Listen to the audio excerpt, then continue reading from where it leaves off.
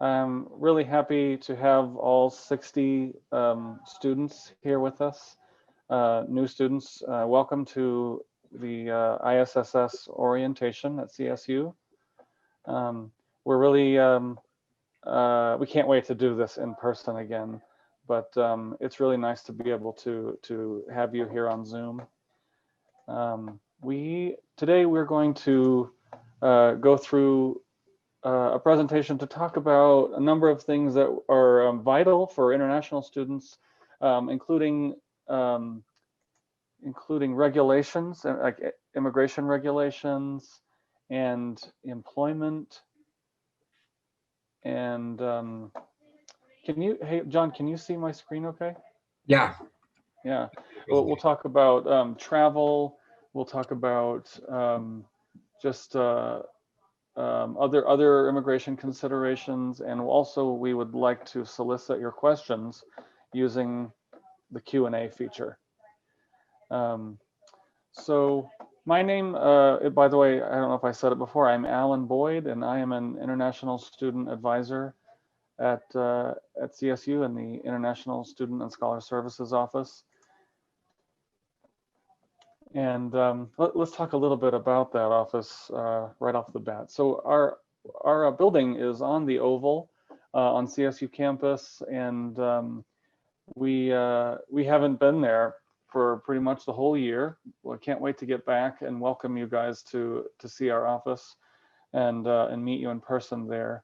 We're just on the northeast side of the Oval, and we of course, our office conducts the orientation program and a number of other programming options that you'll be hearing about throughout the semester, activities, and we also do advising, where we're happy to talk to you about immigration services and employment, keeping your immigration status active, and we also work with students who are sponsored by their home government, and we are available Monday through Thursday from 10 to 11 and 1 to 3, 10 to 11 in the morning, 1 to 3 in the afternoon via Zoom, remote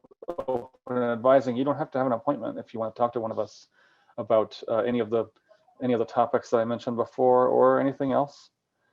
And you can also make an appointment with Navigate. Navigate is one of the systems available for CSU students, where you can make an appointment with an international student advisor and also your undergraduate advisor, your academic advisor for undergraduates. Also, if you do have some, we welcome just an email to our office email, isss@colostate.edu. If you're deciding whether or not you want to come to the open advising, which doesn't require an appointment, or if you want to make an appointment, you might see this dynamic here on whether or not it should be just open advising or it should be an appointment. I mean, if you have a topic that you'd like some dedicated time, more than 10 minutes, then please make an appointment. We often talk to students in open advising about employment questions, how to complete an application for CPT or OPT, Social Security card applications, which is important at the beginning when you arrive, registration questions, and just if you don't really know, where your topic falls into, please log into the remote open advising, and you can see creating an appointment for a topic that might take some more time, such as change of status, or if you have a unique and complex circumstance. Yeah, we'd like to mention Cam the Ram. Also, this is our university mascot, and he's named, is it he? Yeah, usually a male, of course, got the horns. He is named Cam, C-A-M. That used to be the acronym of CSU's initial name was Colorado Agricultural and Mechanical School, CA&M. There's some other universities in the U.S. that still have that kind of nomenclature, like Texas A&M. But we changed our name to Colorado State University back in I forgot which year, but maybe in the 50s or 60s, I think. And that's our mascot, Cam the Ram, a big male bighorn sheep. You might get to meet him, on campus in the fall. I hope so. I hope that we're having football games in the fall and we can meet him. Anyhow, thank you for listening to the introduction. John, you wanna take it over? I do. We had a question about accessing this presentation. We are recording it, and we'll post it for you, just in case you're having any technical difficulties, or if you want to come back and review the content that we have talked about today. So our next section is about some immigration regulations and what your rights and responsibilities are. We're going to be going over a lot of content regarding your immigration status. Of course, that's the focus here. This is a brief overview of some of the things you're going to need to know. So our office, International Student and Scholar Services, our job is to help you to understand your immigration status, your rights, and your responsibilities. You have a lot of opportunities with your immigration status, and we want to make sure that you take advantage of those opportunities. We also want to remind you that our job is to advise you. It is your immigration status. So it's your responsibility to make sure that you are maintaining all of your requirements, that you're doing what you need to do to ensure that you're staying in valid immigration status. One of the things we certainly don't like about our jobs is whenever we have a student falls out of status, or they have other complications that would result in them having to leave the United States. So we certainly try to be a resource for you to help make sure that you don't get in a situation like that. But again, we like to remind students it is your responsibility to maintain your immigration status. We want to make sure that you keep your documents in a safe and secure place. If there's an emergency or something, you want to make sure that you're able to access those and to bring them with you, because you will need them in certain circumstances. You don't always need to carry your documents. We don't advise that you always carry your documents, but there would be certain circumstances where you need to have them. Since you're all F-1 students here, you're going to have I-20 documents. We'll dive into all the documents in just a second, but make sure that you keep all of your I-20 documents that we give you for your records. You won't always need to bring all of them with you, but you do want to keep them in case you're going to be applying for benefits down the road. There could be some circumstances where you need to present all of your previous I-20 documents. So if we update your I-20, you'll use the current one for whatever it is that you're needing to do if you're traveling or you're applying for a benefit, but you want to keep the previous ones. Please do not throw those away. So there are 4 primary immigration documents that we'll review today. First is your passport, your visa, which is going to be in your passport, your I-94, and your I-20. So what's important to know about your passport is that in order to enter the United States in F-1 status, your passport needs to be valid at least a minimum of 6 months from the date that you enter the United States. So you need to have at least 6 months of validity to enter the US. Another thing to remember is that you do not want to let your passport expire when you're in the United States. You need to make sure that you keep a valid passport while you're in the United States. So if you are approaching your passport expiration date, you need to contact your home country's embassy or consulate to see what the process is for renewing your passport. Your passport is going to have a different expiration date than your visa and then your I-20. So it's important to note your passport expiration date.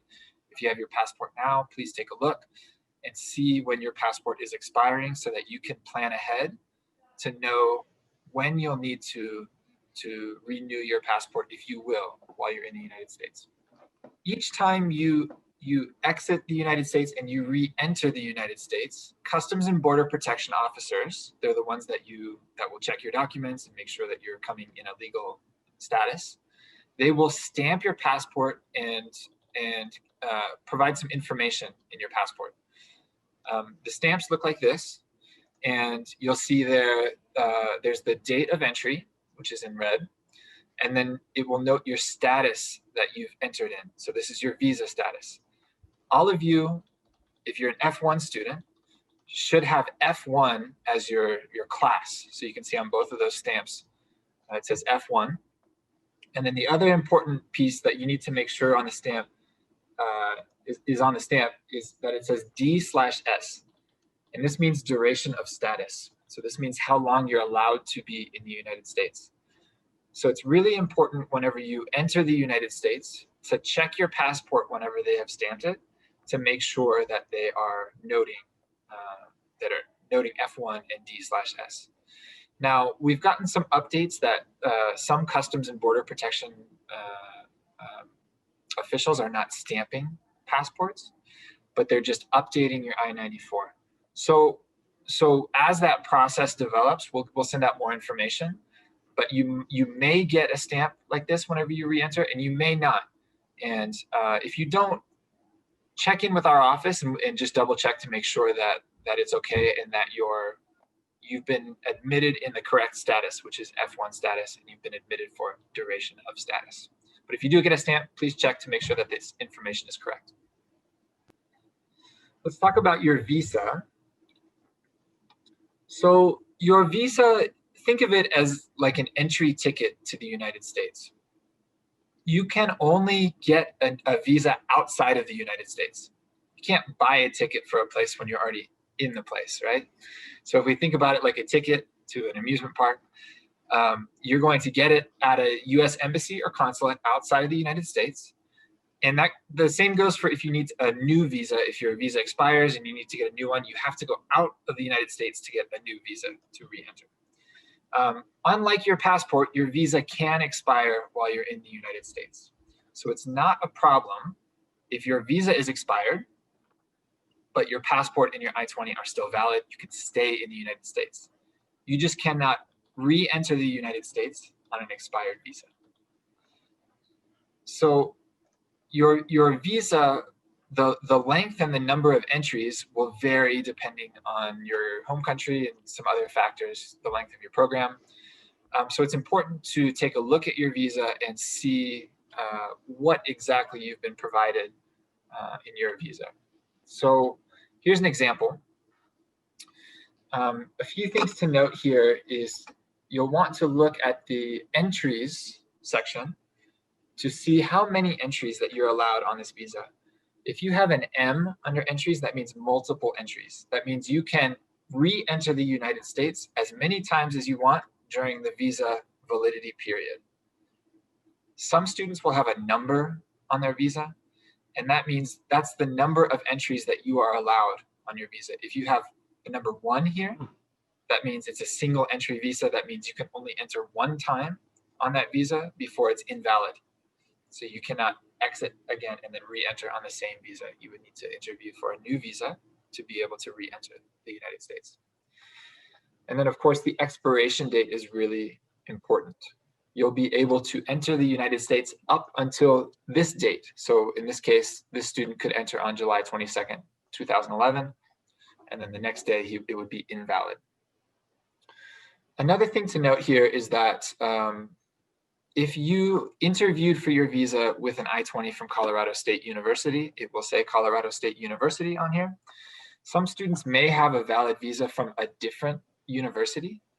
As long as your I-20 is valid and your visa is still valid, if your visa is from a different university, you don't need to get a new visa. You can enter the United States with that visa, even if your valid I-20 says Colorado State University, if your visa says another school. In practice, that's okay. Customs and Border Protection officers will allow you to enter the United States. So please do check your visa if you have received one already, and make sure that you're aware of the expiration date and the number of entries. The third document we'll talk about is the I-94. So your I-94 is your arrival and departure record that Customs and Border Protection updates for you when you exit and enter the United States. They used to provide physical I-94s. Now it's a digital document, and you can find it on the Customs and Border Protection website. Anytime you want to access that, you can do that. We advise that you keep an updated printed copy because you're going to need that in certain circumstances when you're applying for a social security number, a driver's license. Some employment authorizations will require you have an I-94. So it's a good idea in general if you have exited and re-entered the United States that you update your copy, keep an updated copy of your I-94. Again, you can access it at any time online. It's a good idea to check once you've re-entered the United States to make sure that the information on the I-94 is correct. Sometimes Customs and Border Protection officers input the information incorrectly. It happens. And if that happens, you'll need to make sure that it gets corrected with Customs and Border Protection. So do check whenever you re-enter to make sure that the information is accurate. And again, that they've indicated that your status is F1 and that the length of your stay says D/S, duration of status. So it's a good idea to double check that, especially some students may have different visas. You may have like a tourist visa and an F1 visa. And there's the possibility that Customs and Border Protection could admit you in the wrong status and enter the wrong status. So you want to check to make sure that they have admitted you in the correct status so your status is valid through the duration of your program. If you have a problem locating your I-94, please let us know. There's some tricks that we have that we can try to find that information for you. This is what the I-94 website looks like. So you'll go to this middle tab here that says Get Most Recent I-94. You'll enter your name, your birth date, and your passport information. And then this screen on the right, it should look something like this, where you can see the class of admission. It says F1, the date of entry, and then you'll see here admit until date. And that, again, that should say D/S. So make sure that you check that when you re-enter. And lastly, we'll talk about your I-20 document. Your I-20 is your official F1 student status document. This proves that you're in F1 status. A valid I-20 is necessary to enter the US and to remain in the US in F1 status. Your I-20 has to be valid. We issue I-20s, we update I-20s, we make changes to I-20s. That's part of our responsibility. There are certain reasons that we would issue you a new I-20. If you change your level of education, let's say you start here as a bachelor's student and you decide to go to a master's program, that information would need to be changed on your I-20. You would need to get a new I-20. We would issue that to you. If you change your major's listed on your I-20 document, we do that automatically. You don't need to ask us for a new I-20. We will give you a new I-20 once it's updated in the system, the semester in which your new program is updated. So if you're updating your major for, let's say you start out in spring 2021 as a chemistry major and you update it to biology in fall, we would automatically create you a new I-20 once fall semester has started. So you don't need to request that from us. If you extend your academic program, you'll need a new I-20 document. If you add or remove dependents, so that means immediate family members, children or spouses in F2 status, we would have to give you a new I-20. Or if you apply for off-campus employment authorization, which we will talk about later in the presentation. So some important information about your I-20 document. First is you want to make sure that you're always aware of the I-20 program end date, where this gold arrow is pointing. We can't emphasize this enough. If you are not completing your program, if you need more time for your academic program, you need to make sure that this date does not pass, that you extend your program before that date. If that date passes, that means that your program is finished. and that you'll be entering your grace period, which we'll talk about a little bit later too. So make sure you're aware of this I-20 expiration date, your program end date. There's a box down here on the bottom, the red box. You're going to want to make sure you sign and attest to the F-1 status requirements. If you haven't done that already in your I-20, please make sure you do that. The Customs and Border Protection officers will ask you for it to make sure you've done that. The second page here will list your employment authorizations if you have off-campus employment authorizations. And then the other important box here for most students is if you're traveling, if you've entered the United States already and you decide to go outside of the US for vacation or for a holiday, you'll need to make sure that you have a travel signature from an official from our office that's dated within the last 12 months for you to be able to re-enter the United States in F-1 status. You can request that from our office. You can send us an email and say, hey, I need a travel signature. I'm planning to go to Mexico. And we would check your status to make sure that you're eligible to travel, and then we can issue you an updated I-20 with a signature. Because we are working remotely now, we are issuing those documents electronically. But once we're back in person, we can sign them, the physical documents as well. So make sure that when you travel, that you have a travel signature that's less than 12 months old. There's a third page of your I-20 that lists some immigration regulations and responsibilities. When you sign your document, you're attesting that you have read this and that you understand and agree to the terms. So please do make sure that you read this third page. Okay, so those documents are important. We want you to make sure that you are holding on to them. And the reality is sometimes we lose important documents. If this happens, it's okay. The most important thing you can do is to report, if you lose your passport in particular, if you lose your passport, please report your passport as lost or stolen to the CSU police department if you're on campus. If you're off campus, please file a report with the local police department. This is really important because it is verification that you have lost your document, just in case somebody asks to see your passport. If you've lost it, you need to make sure that you have the police report that you filed it as missing or lost or stolen.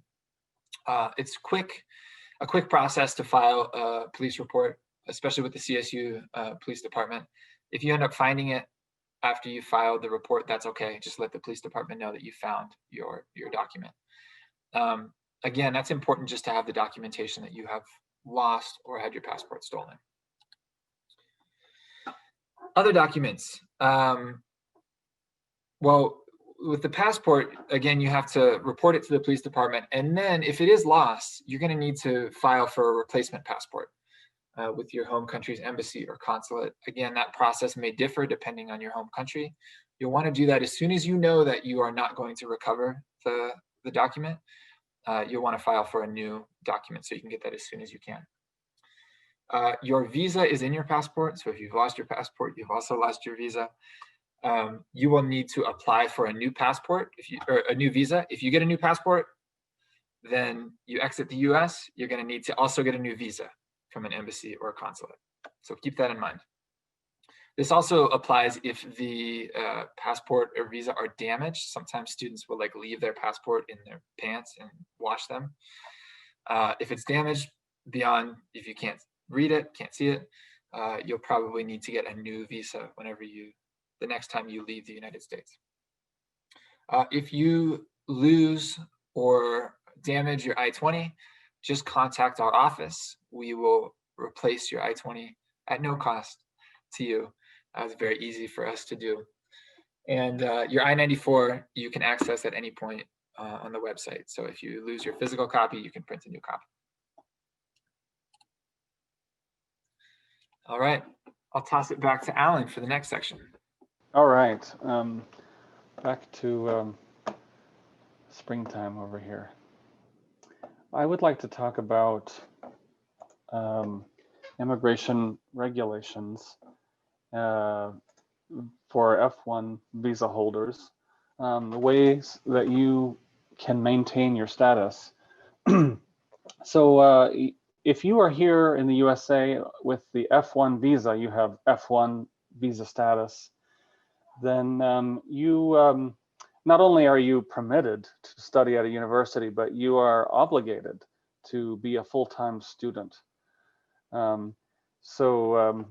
what having the F-1 status entails.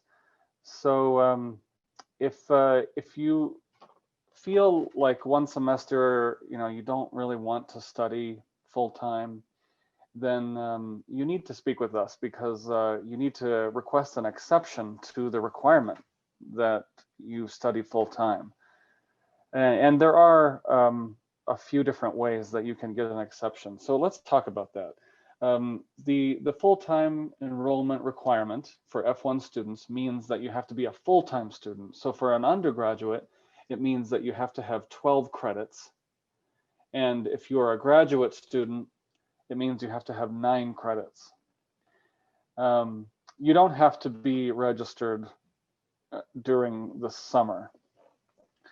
So the summer is the vacation time. You don't have to. Many students do. So you may, if you want to, enroll in the summer, but you don't have to.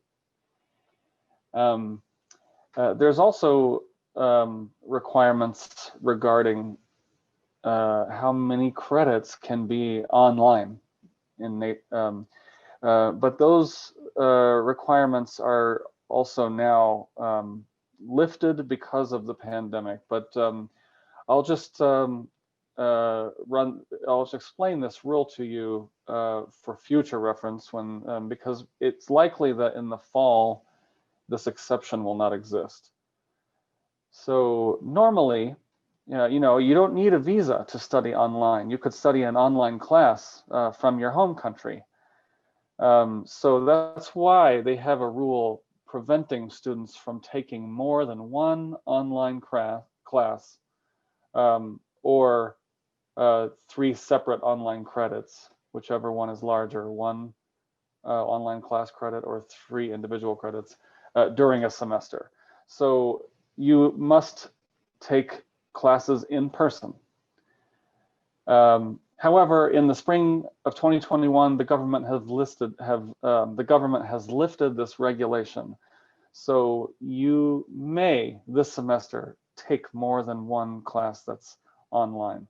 But again, that is only for the spring of 2021. We expect that in the fall 2021, this may go back to normal, and you can only do 1 online class. So one thing that a lot of international students come into, they face a problem. Maybe they don't need to take 12 credits because it's their final semester, or maybe they can't take a full course load because they are injured, or maybe they are having a baby, which happens a lot. So there are some reasons that you may not need to, or won't be able to take a full course load. And if you find yourself in one of these situations, then please come talk to us so that we can make sure that your immigration record remains active and everything is all set. So let's talk about the different types of exceptions. There's academic difficulty exceptions, there's medical exceptions, there's exceptions for students who are in their final semester nearing graduation. The academic difficulty, this can be done once during your bachelor's degree. And if you jump to another degree, it can be done once during a master's degree. So this is the kind of scenario where maybe you're just, you're having difficulty with the volume of reading in a class, or you're having a difficulty because you didn't really understand how university life, or at university's academic expectations in the USA would be. Or perhaps you were advised to take 1 class, but after sitting in the class for a while, you feel like it may not be appropriate for you. You need to do a different class. These are some reasons that you can utilize the academic difficulty reduced course load. We call it RCL in our office. And you can see a couple of these are only available during the first year of your degree. Initial difficulty with English language or unfamiliarity with US teaching methods. So this allows you to drop 50%, to go to 50% of the requirement at minimum. So that'd be 6 credits for undergrads, 5 credits for grad students. And if you feel like you need to drop a class because of one of these reasons, then please come and speak with us first before dropping the class. There can be a medical exception also given. Like I said, I mentioned before that some students are pregnant and they want to take a semester off. You can utilize the medical RCL. Or some students have a number of different sicknesses that they might need to take a semester off, or maybe they just go down to half credits. But you can utilize a medical RCL for these reasons. And the government allows students to do this for up to 12 months. So that's pretty much 3 semesters that you could utilize this medical RCL, but not more than that. And you would, if you want to use the medical RCL for a physical health reason or a mental health reason, you just need to see a doctor and consult with the doctor, and then you and your doctor can decide how many credits you are able to register for in a given semester. Another common consideration is when you enter your final semester, you may only have 4 credits remaining in order to graduate. So we certainly, nobody would want you to take 12 credits and having 8 credits that you don't really need. So if you're in your final semester, you can utilize this. Some students even have 2 final semesters. For example, if they only have 9 credits remaining for their degree, but 3 of the credits are only available in the fall. So they have to have 2 semesters in a row with fewer than 12 credits, fewer than 9 credits. So that sometimes happens, and we're happy to sort out your immigration status if that is your circumstance. Also, graduate students may need a number of semesters, 3, 4, 5 semesters where they're working on a dissertation, in which case they've finished all of their coursework, so they're not registering for credits. They are just remaining a student registered in something called continuous registration and working on a thesis or a dissertation, which is in fact a full academic workload. It's just not registering in a certain number of credits. So if that's you, if you are a graduate student, you've finished all your coursework, you may need to utilize an RCL for multiple semesters. One other consideration is that some students feel that they are not performing as well as they would like to. And in these circumstances, sometimes a student would like to save their grade point average, their GPA, and they will withdraw from the class completely. Now, for a domestic student, this is there's not really any consequences for that other than losing the tuition dollars. But for an international student on an F visa, remember, you are obligated to be a full-time student. So if you withdraw from your classes in order to preserve your grade point average, then there is a consequence. You have to exit the USA and then return with a new I-20 status. And our office can help you with that.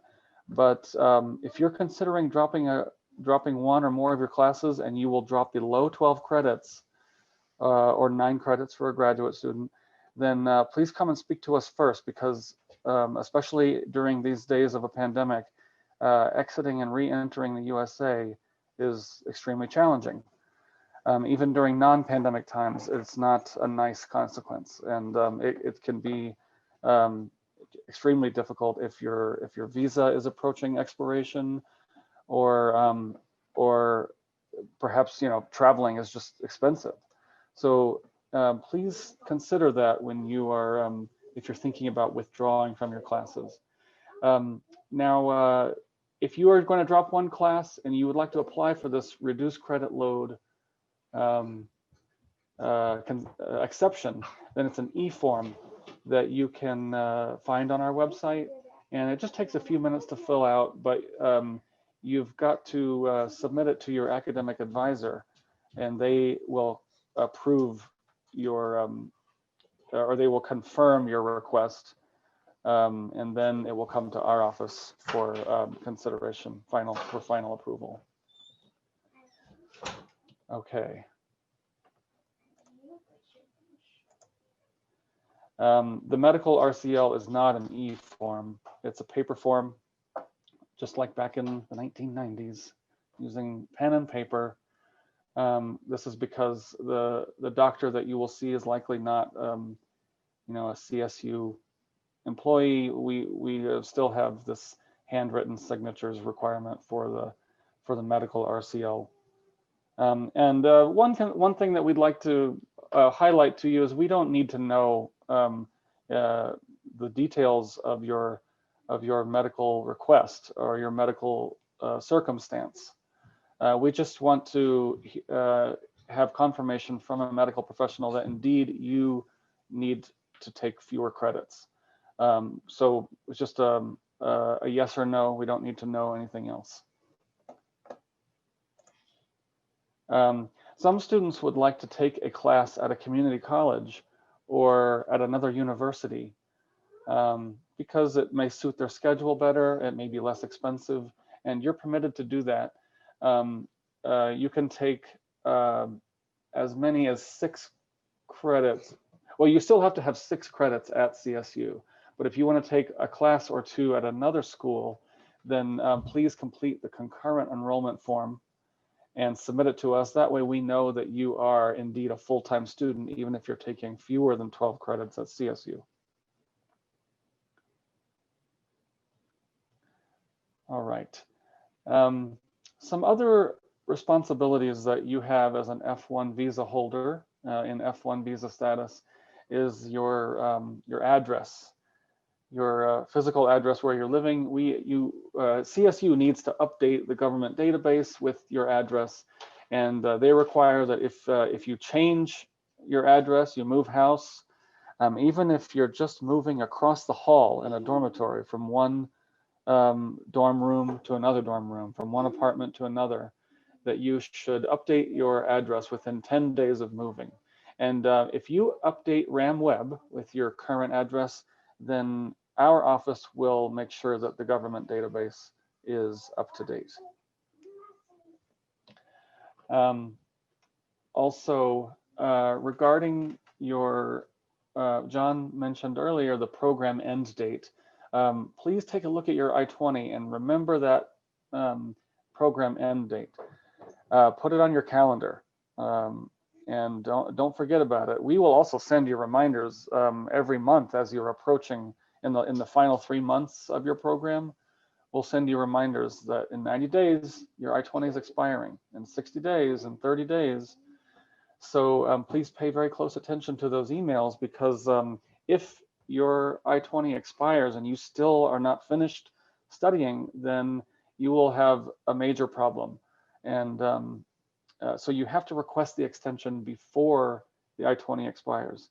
If you don't, then you'll be in a situation where you may have to exit the USA and come back with a new immigration document. If you would like to transfer from CSU to another school, maybe in the middle of your program or after you graduate, you want to start a master's degree or a PhD at another school, then you are responsible to handle the immigration transfer. And you will complete the departure form with our office. It's electronic form, doesn't take very long. And we would need to see an acceptance letter from the new school. And then we can transfer your immigration record from CSU to another school.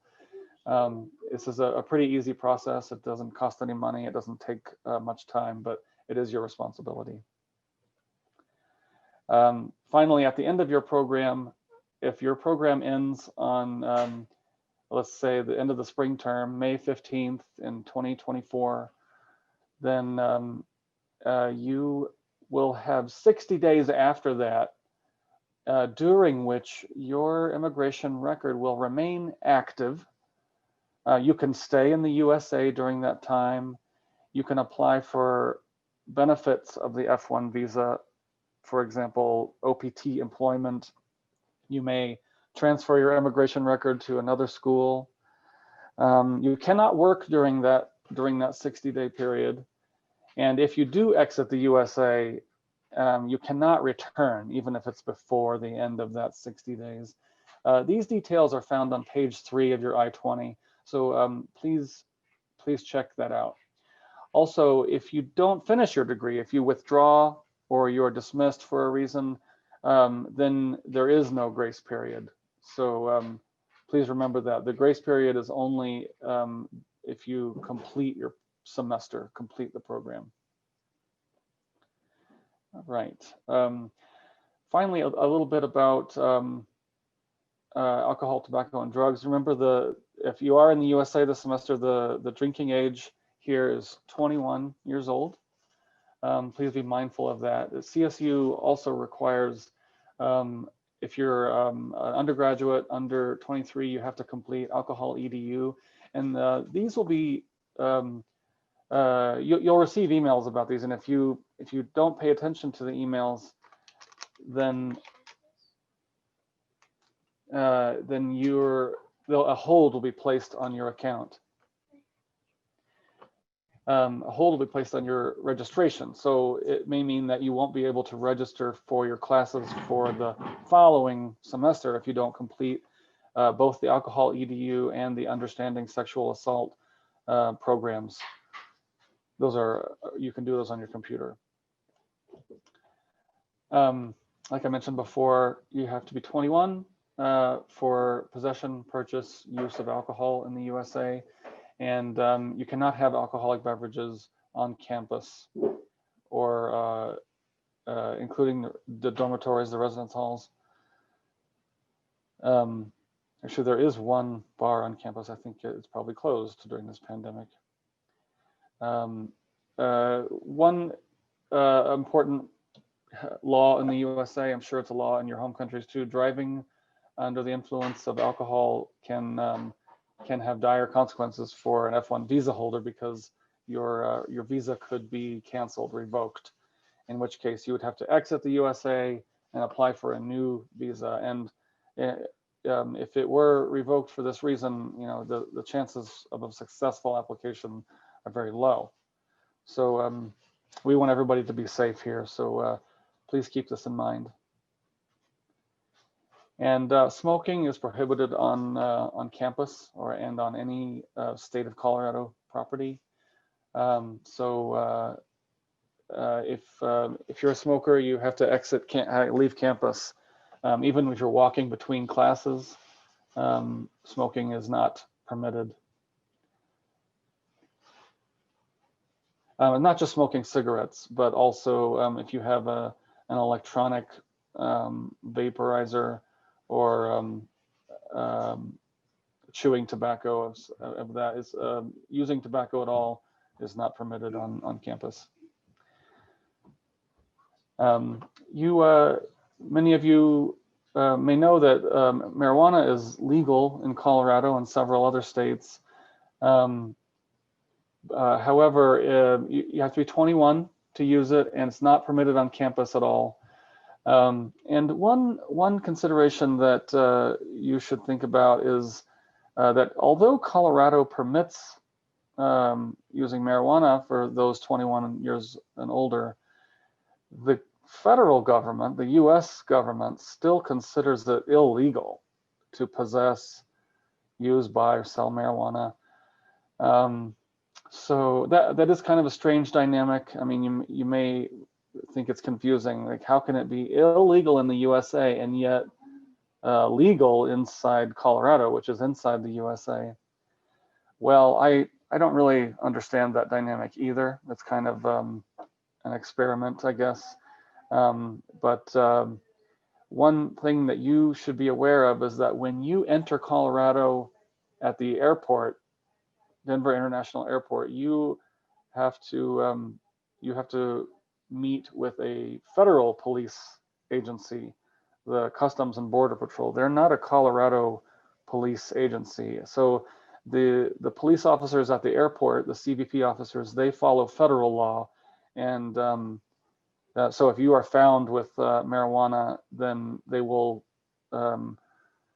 hold you to the federal legal requirements about marijuana, and you could find yourself being deported. So please just keep that in mind, that it's still a very serious issue, even though when you are here on campus and in Colorado, it may seem like it's not that big of a deal. So if you have any questions about that, please reach out to one of us.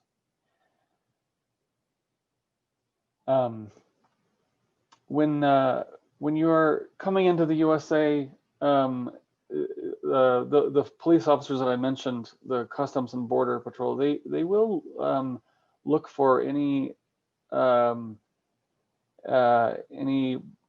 violations of the law on your record, and it could be from any state. So if you are considered inadmissible when you arrive in the USA, then you may have to come and meet with us. And we are experts with the F-1 visa regulations here in the ISSS office, but we're not lawyers, so we may refer you to meet with a lawyer. And CSU does have a student legal services office. So if you find yourself in one of these situations where you are contacted by the U.S. government, or your visa is in question, please meet with the Student Legal Services office, or if you come to us, we can refer you to that office.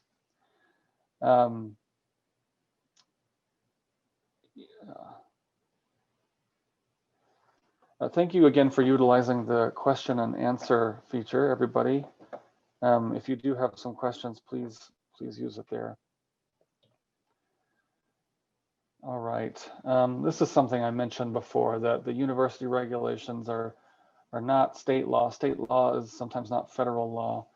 So in the past, we have heard of some students who whose phones were requested. I mean, these students were asked to show their social media profiles to a Customs and Border Protection agent at the airport. And this may seem, I mean, if you're familiar with US law, it may seem like it's not legal, and I think it might not be, but they have done it anyway. So if you do have, if there was a picture of you, for example, with marijuana, then that could be used against you. This is a very unlikely situation, but it has happened before. So please be mindful of what is on your phone, especially when it comes time to traveling internationally, exiting and re-entering the USA. We recommend that that if the Customs and Border Protection asks you some questions, you just answer with answer without, we want you to be honest without hiding anything, but also you don't have to volunteer information that they don't ask you. So if they ask you one question, give them one answer. And also it's important to remember, in the USA, if a police officer asks you something, you are legally permitted to not answer. You can just remain silent if you want. You may have heard that in the movies when they read rights. You have the right to remain silent. So even if you're not under arrest and they're asking you a question, you can choose that option if you like. All right, that was a fun topic to discuss, I know. Let's move on to something perhaps a little more, a little less legalese. All right, that was a marathon. I want to take a break. So we'll talk about some other immigration considerations. Real quick, just to reference something that Alan said, as an F-1 visa holder, you are going to be subject to federal law. So keep that in mind, especially in Colorado with marijuana usage. You may have domestic friends that say it's not a big deal, but do consider that you're subject to federal law, so it is still considered illegal to use or possess marijuana while you're here in the United States. Okay, so other immigration considerations. Health insurance is a requirement for you to maintain health insurance while you're in the United States on F1 status.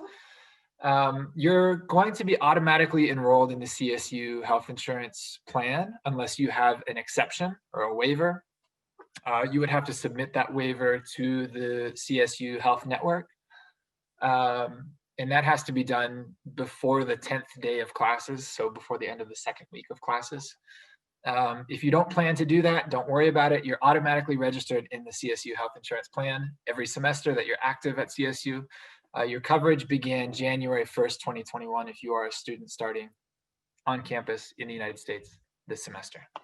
If you have more information, you can go to the CSU Health Network website about coverage and about other details about health insurance.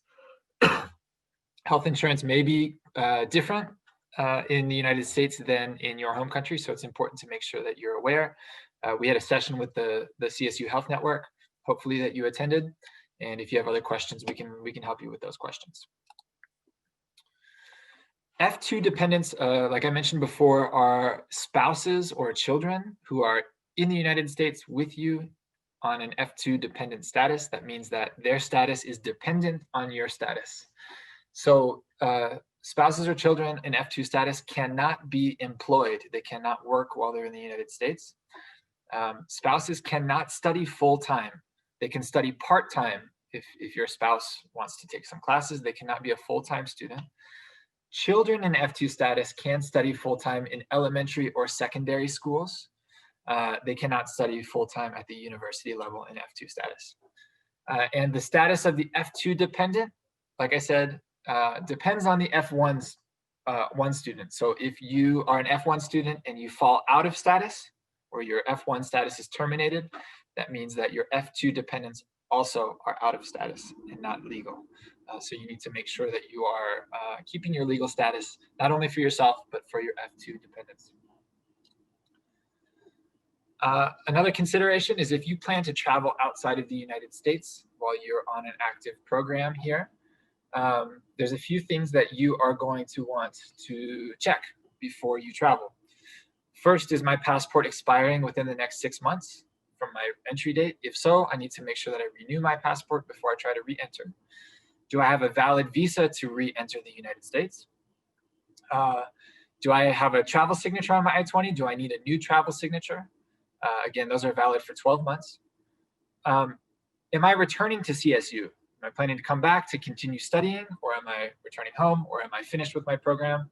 Those are important questions to ask yourself. Is my program end date approaching? Am I going to be outside of the United States while my program ends? If so, you would not be able to enter on that F1 I-20. And lastly, this is a question that comes up a lot. Do I need a visa to enter the country I'm traveling to? Let's say you're traveling to Mexico for a holiday. We do not provide advice on other countries' visa requirements. All that we would do is Google. It's probably the same thing that you would do. So you do need to make sure that you're aware of what your country of citizenship requires for you to enter another country. We are not experts on other countries' visa requirements. So you can contact your embassy or consulate for more information about what citizens of your country would need to do to enter specific countries. Okay. Let's talk about employment. This is something that I'm sure a lot of you are planning to do while you're in the US, is to get a job. And the good news is that you are automatically authorized to be working on campus in F-1 status. So you have the opportunity to work on campus jobs just by being physically in the United States in F-1 status. Now, we define employment and work as any service performed for compensation. Compensation here means money or other benefits. So sometimes, again, your job you may get a paycheck. Some jobs may give you free housing. For example, if you're a resident assistant or an RA or a community coordinator, which is like somebody that works in the apartments, that's considered work. So that's really important to note, that work is anything where you're given compensation, money, or other benefits for your service. Again, like I mentioned, you are allowed to work on campus. Off-campus employment is not authorized unless it is approved by our office or by USCIS, which is a US government organization. So it's only permitted in certain circumstances. So you are not authorized to work off-campus jobs unless you have applied and been approved by either our office or by the US government. And we'll talk about details. That's important because if you work illegally and it's discovered, it's a serious violation of your immigration status, will likely result in us terminating your status, which means you're no longer legal in the United States. So do not work illegally. It's important to know what is allowed and what is not allowed. Like I mentioned, on-campus work is automatically granted to you. It's not going to show up on your I-20 document because you have the authorization to be working on campus. During fall and spring semesters, you can work a maximum of 20 hours per week on campus. During official university breaks, you have unlimited hours you can work on campus. That means you can work multiple jobs, or let's say you work a job during fall or spring semester where you work 20 hours per week, and then we have a winter break or a summer break, and they decide to give you more hours, that's okay. You can work more than 20 hours on those break periods. Students can qualify for a social security number only if they have a job offer. If you're in F-1 status, you need a job offer to qualify for a social security number. You should apply for a social security number as soon as you have your job offer. You need the written letter and you need a letter from our office. And the good news is that once you apply, you don't need to have your social security number to start working. We just recommend that you apply as soon as possible so that you can receive that number. That's really important for payment and tax purposes. Okay, off-campus work. Like I mentioned, it's limited and requires authorization from our office or from USCIS. It's not guaranteed if you apply that you're going to qualify. So that's really important to know. There's three types of off-campus work. The first is called curricular practical training, or CPT. The second is called optional practical training, or OPT. And then the third is a category called severe economic hardship. So these are all ways in which you can be authorized for off-campus work. Before you consider off-campus work, please meet with us to discuss if it's appropriate, if we think that you qualify. We don't want you to go through the process of applying if you would not even qualify. Application processes for some of these authorizations can be long and costly, especially for optional practical training or severe economic hardship. You have to pay. And we have sessions about details about CPT and OPT every semester. Today, we're not going to be able to talk about a lot of details, but just know that we have that information for you. Our session this semester is during International Student Career Week, which is February 1st through the 4th. On the first day of that week, on Monday, we have a session devoted just to CPT, OPT, and H-1B visas, which is a work sponsor visa. So please do look for information that we'll send out about International Student Career Week. All right, back to you, Alan. Okay, I was going to continue and talk a little bit about so driving, getting an ID, getting a social security card, social security number, paying taxes, just a few other kind of a hodgepodge of other topics here. But about driving. So F-1 visa holders, of course, are permitted to drive in the U.S. and you have to Sorry to have interrupt, Alan. You need to share your screen. Pardon me. Thank you, John. Most of our students, many of our students, like to drive in the U.S. There's sufficient transportation options where you shouldn't have to if you don't want to, but to get a driving license, you can go to the Department of Motor Vehicles. You got to bring your I-20 and your I-94, and you have to be SEVIS registered. We do that after you complete the orientation requirements. So please don't go there like today if you're here and you want to get a license, but you should probably wait a few weeks. But you can drive for the first 90 days using an existing driving license from your home country or from another state. But if you're here for more than 90 days and you would like to drive, then you are expected to get a Colorado driver's license. For F-1 visa holders, the driving licenses have this black label at the top that says it's not valid for federal ID. So I think like if you were going to try to get on an airplane, you'd still need to use your passport, even if it's just a domestic flight. But it is really handy to have a local ID. Also in America, we are very persistent about asking for ID if you would like to have a beer or something at a bar. So it would be pretty annoying to carry your passport. Also, it's reduce the possibility of losing your passport if you get one of these local IDs. So we recommend that, and you can find information on the ISSS website about how to apply. But please wait another couple weeks before going to the DMV, the Department of Motor Vehicles.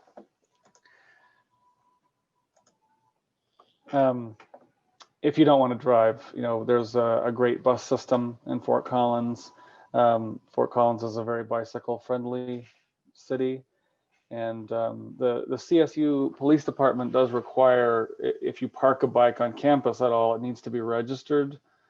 It's $10 to register a bicycle, and it's great because that can help to find the bike if it's stolen, which also, please lock up your bike.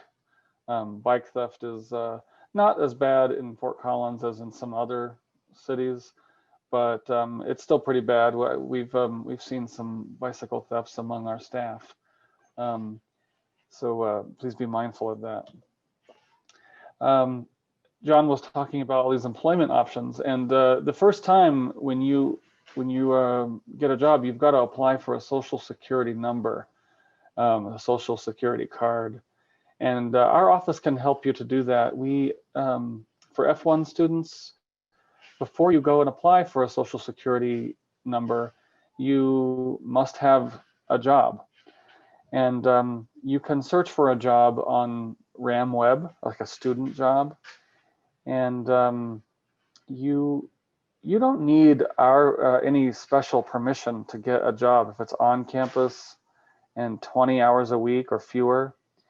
But you do need a letter from that campus employer and from our office before you go to the Social Security card office to apply for a Social Security number. So please check out the instructions on our website. You can request the Social Security letter from our office using an e-form, you've got to have that Social Security number in order to get paid and pay taxes, which is another, pay taxes and also get some of your taxes back, something I'll talk about here. F-1 students have to complete a tax return, it's called. This is a confusing process even for Americans, so we, of course, will offer a lot of help. We have a partner that you can use to complete your tax return.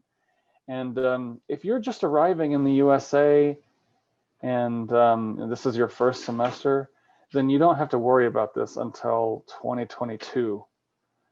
The tax deadline is always April 15th of the following year. And then when I say tax deadline, it doesn't mean that you have to pay money. It's possible that you'll have to pay some taxes, but if you work in the USA for 20 hours a week or fewer for a couple semesters, it's likely that you will get some of the tax money back from the USA. So it really is to your advantage to complete it on time. But even if you don't work, as an F-1 student, you are required to complete a tax return. And like I said, it doesn't mean that you're going to owe some money, but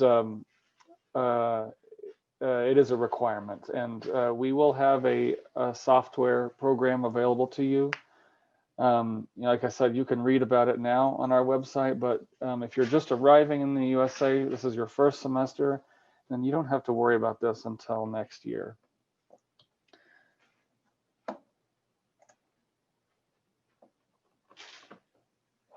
Yeah, I think I just mentioned this. The April 15th of 2022 will be the time that you should consider this. If you've been in the USA already, like you were at another university last year, then you'll have to fill out the tax return, and you can still utilize our assistance, the Glacier software.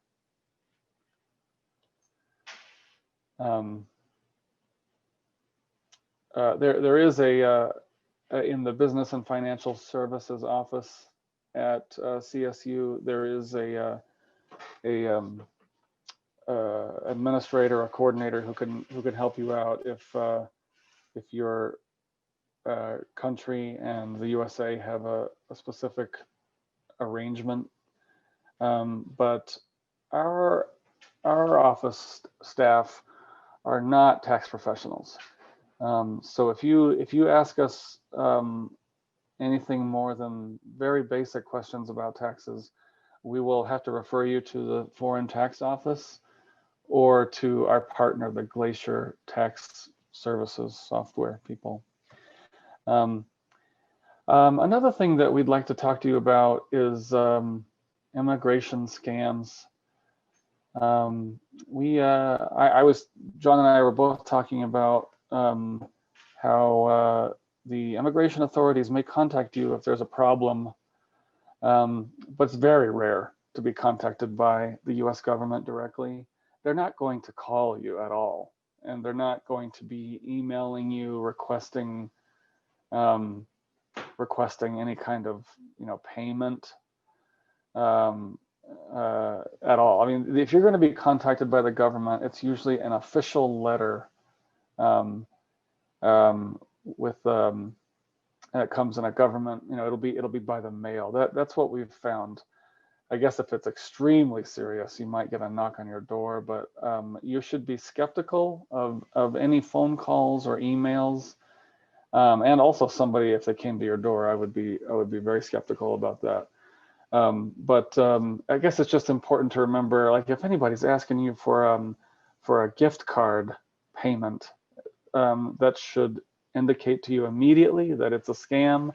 You can block that email, delete that voice message. These are very frequent, that our students are subjected to some of these kinds of scams. So just be very skeptical. If you think it might be legitimate, then let us know and we'll help you to make that determination. A lot of students ask about the Amber Alert broadcast system. This is like a notification that you might receive, that you would receive on your cell phone, and it may give you an alert message of a description of somebody, a description of the car that they're in, and it's just a way that the state of Colorado or the federal government also can use to locate missing children. So don't be too alarmed if you get that message. All right, thank you for listening. John, are you ready for the final bits of the presentation? Yeah, I'll take us home here. Thanks everybody for hanging out, for all this information. I know it's a lot, but we'll make sure that this is posted for anybody who wants to review this information, or if you happen to miss anything, it's being recorded and will be posted on our website. A few things to wrap up. First, this is a really important offering that our office has created for new first semester undergraduate students. We have a course. It's a first-year seminar course specifically for international students who are in their first semester, if they're undergraduate students. This is an 8-week 1-credit course. It's called IU 172.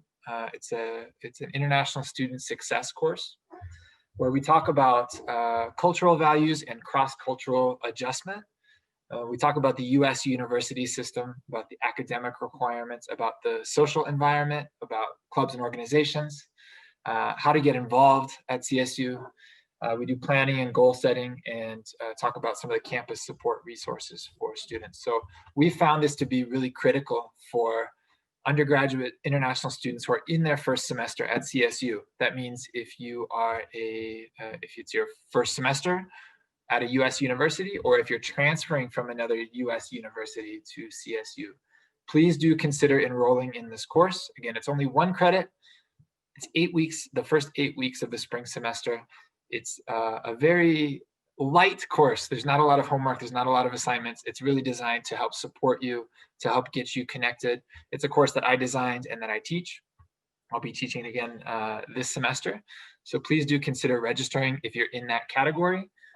The registration information is down here on the green sign. It's IU 172.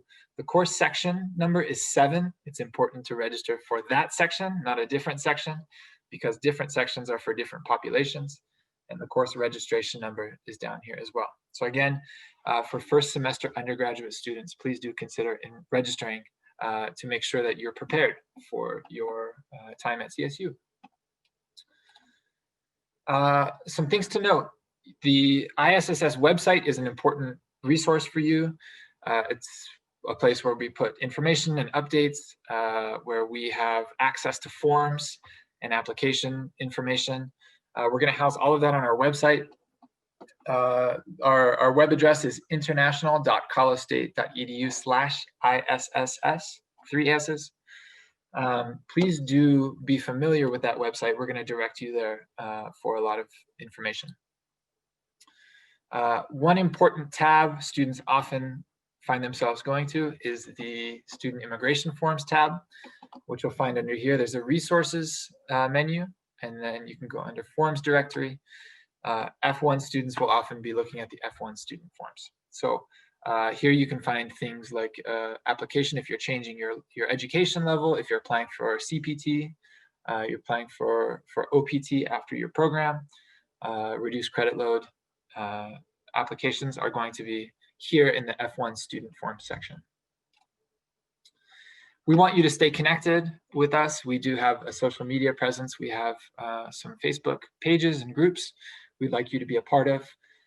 We have our CSU International Programs Facebook page. And then we have our CSU International Rams group, which is a good place for you to connect with other international students and community members. You'll often find people will be talking about places to live there, or if they're selling something, if you're looking for a car or for some other items, you can often find them being sold there. Or you can ask for information from students who have been here or community members. So please do consider joining. We also have an Instagram page. Our Instagram is colostate_INTL, and same for Twitter. Our Twitter is less active, but we're active on Instagram. So please do follow us if you're an Instagram user. What's most important and what we want you to really remember is that our office is here to try to help and make your time at CSU memorable. We want you to graduate. We want you to fulfill your academic goals, and also we want you to thrive and really enjoy your time here. So please do ask us if you have any questions. It doesn't have to be immigration related. A lot of this information is immigration focused, but we're also able to help troubleshoot if you have academic issues or social challenges, or just have general questions, just want to come talk. Please do let us know. We want to be a place where you feel comfortable and you feel welcome. One thing to note is if you are a sponsored student, this is not your only orientation. If you're a sponsored student, this of course means that your home government or another organization is sponsoring you to study here. You should know if you're a sponsored student, you are required to attend another orientation specifically for sponsored students. That is this Thursday. I said the 20th. That's incorrect. It's actually the 14th. So ignore the 20th. It's Thursday, the 14th from 1 to 2 p.m. And you should be receiving a link via email for that if you are a sponsored student. If you're not, don't worry about it. But sponsored students are required to attend that orientation this Thursday from 1 to 2 p.m. Colorado time. We again have the opportunity here. If you have questions, please submit them on the Q&A. We'll try to answer as many as we can before the end of the session. We've got about 9 more minutes. So if you have any questions about anything, please submit them there. One thing we did not tell you, but we're going to tell you now, is that you have a required quiz about the information that was covered here. The way to access the quiz is you will access at this URL. It is col.st/F1 quiz. So again, col.st/F1 quiz. This is a requirement for you to complete to verify that you know the information, that you have retained the information. You have to get at least a 60% on the quiz to be approved. That is not very high, so hopefully everyone will get at least 60%, but you do need to make sure you do this. If you do not do that, you will get a hold placed on your account by our office. Please do it as soon as possible. You don't have to do it today necessarily. I would recommend doing it today while the information is fresh. So please do right now at least try to access that and make sure that you are able to access the quiz. If for some reason you are unable to access the quiz, please let us know. You can put something in the Q&A, or you can email us at isss@colostate.edu, and we will troubleshoot that and make sure that you can access and complete the quiz. We recommend you do it as soon as possible. We'll be checking in a couple of weeks to make sure that you have completed that requirement. Otherwise, we'll be putting a hold on your account. So do that again as soon as possible. Like I said, we're here to help you. We want you to have a great semester. The situation right now is challenging with being remote and some classes being offered in person, some classes being online, some hybrid. And we don't want students to feel disconnected. So we're trying to offer as many opportunities to connect with us virtually as we can until we're able to be in person. But Alan and I are certainly happy that you're here. All of our office is happy that you've chosen CSU, and we want to make sure that your experience is the best possible experience. So thank you for your attention. We have a few more minutes. So if you have any questions, we will be online. Please submit them in the Q&A, and we'll get those answered for you. Okay, so There's a question. I'm a graduate student. I have registered for 3 classes, which are 5 credit hours. Could you please send me the link for academic difficulty? So we can provide you the link here. Just keep in mind that if it's available to you, we do suggest that students try to register fully in their first semester, especially considering that the semester hasn't yet started. But if you do want to apply for that, we can provide you the link to our reduced credit load form. We have a question here. What if we missed another mandatory orientation and didn't take the quiz? What do we do now? So the quiz is only for this orientation, this presentation. So as long as you've been here, you'll be able to answer the questions on the quiz. We do want you to go back and review the other mandatory sessions. Those are going to be on our website, on our orientation site, the recorded sessions. So you'll be able to review that information. But you should be able to complete the quiz if you paid attention. If you have any more questions, you can feel free to submit them. See a question about a sponsor hold on your account, Austin. Okay, not an N2 student. Please, if you have a hold on your account that you think is not meant to be there, please send us an email at isss@colostate.edu. We'll take a look at that and make sure it gets removed if it needs to be removed. Looks like there's a couple questions about that. So yeah, please do email us if you have holds that you think should be removed. So we have a question about a paper copy of your I-20. Right now, we are only sending digital copies of your I-20 documents. Hopefully you have access to a printer and you'll be able to print it and then sign it and then utilize the paper copy. But that is allowed considering the COVID-19 pandemic. We're allowed to send them digitally and you're allowed to print them and use a printed copy. So right now we're not sending paper copies of the I-20. If there's some reason where you feel like you need an official paper copy of your I-20, please let us know. We're not familiar with any situations in which an electronic copy that's printed would not be accepted, but let us know if you feel like that's the case. What do I do if I do not pass the quiz? Good question. First, we hope you do. If you do not, for some reason, we'll let you know and you'll have another chance to pass it. It's not going to impact your grades or your GPA or anything, but we do need to make sure that you have completed it to at least 60%. So we'll let you know if for some reason you don't. If you do pass the quiz, we're not going to give you a score. Sorry, I know that's kind of disappointing. You might want to know what score you got, but if you don't hear anything, that means that you passed it. Looks like we have one more question. Does ISSS have an on-campus job for F1 students? We do hire student workers. We have several positions. I don't know if any of them are available. The best way to look for positions on campus is to look on RamWeb, your student portal, under the student employment tab. I didn't listen to anything. What should I do? If you had trouble with technology or something, we're going to post this presentation so that you'll be able to hear. If you have a specific situation that we weren't able to answer, please send us an email and we'll help you out. On behalf of our office, thank you so much. We're really excited if you're here or if you're abroad that you're with CSU, and we hope you have a wonderful semester. Hi, everybody. Thanks, everyone.